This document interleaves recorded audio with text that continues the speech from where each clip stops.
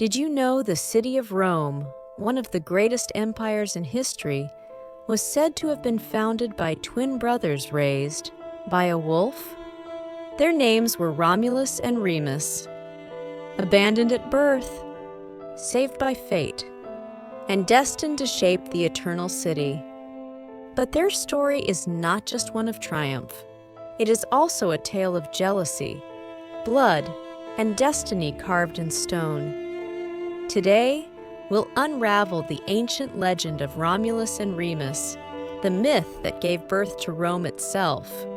Long before Rome, the land was ruled by rival kings. Numitor, the rightful ruler of Alba Longa, was betrayed by his brother Amulius. Amulius seized the throne, and to protect his power, he feared prophecy. It was foretold that Numitor's bloodline would one day overthrow him, so he forced Numitor's daughter, Rhea Silvia, to become a Vestal virgin, sworn to remain childless. But destiny cannot be chained. Rhea Silvia gave birth to twin sons.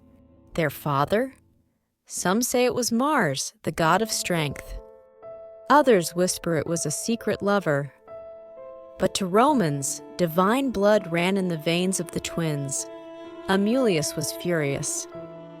He ordered the infants cast into the river Tiber to drown in its waters. But the gods had other plans. The basket carrying the infants drifted down the river, until it caught on the roots of a fig tree at the foot of the Palatine Hill. And there, fate intervened. A she-wolf discovered the crying infants. Instead of devouring them, she nurtured them. She nursed them with her own milk, protected them in her den. Beside her, the woodpecker of Mars watched over the boys, another sacred sign of divine protection. This image, the she-wolf and the twins, became the eternal symbol of Rome. But wolves do not raise kings alone. A shepherd named Faustulus found the boys, brought them to his home, and raised them with his wife, Acca Larentia.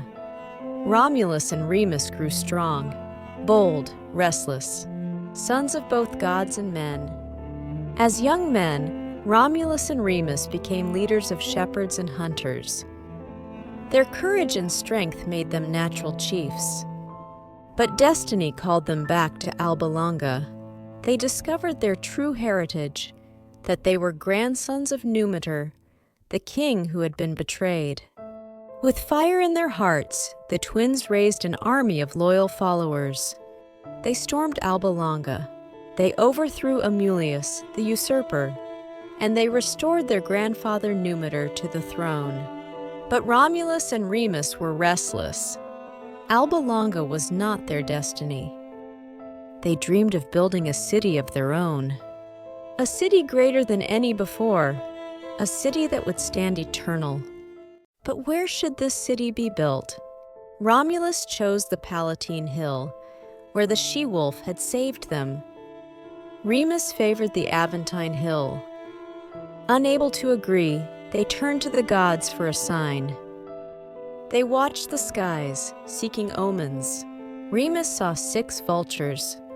Romulus saw 12. Both claimed victory. The quarrel grew bitter. In anger, Remus mocked his brother. He leapt over Romulus's walls to show how weak they were. And in that moment, history turned to tragedy. Romulus struck Remus down.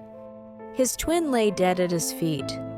With grief in his heart, but destiny at hand, Romulus named the city Roma, after himself.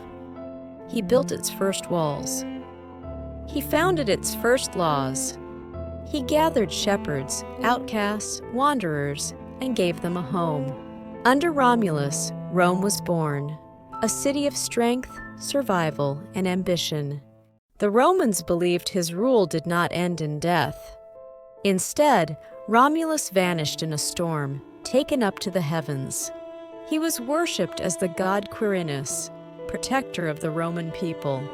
From wolf-nursed children to founders of empire, the story of Romulus and Remus became the beating heart of Roman identity. Did you know that even today, The symbol of the she-wolf nursing the twins is displayed across Rome. It reminds us that the greatest cities are born not from ease, but from struggle, sacrifice, and destiny. Rome was not just built by men, it was shaped by myth.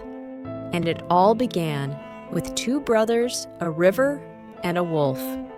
And now you know. Thank you for watching. If you enjoyed this legendary tale, don't forget to like, subscribe, and ring the bell for more myths from the Mythic Archive. Because myths are not just stories, they are the echoes of eternity.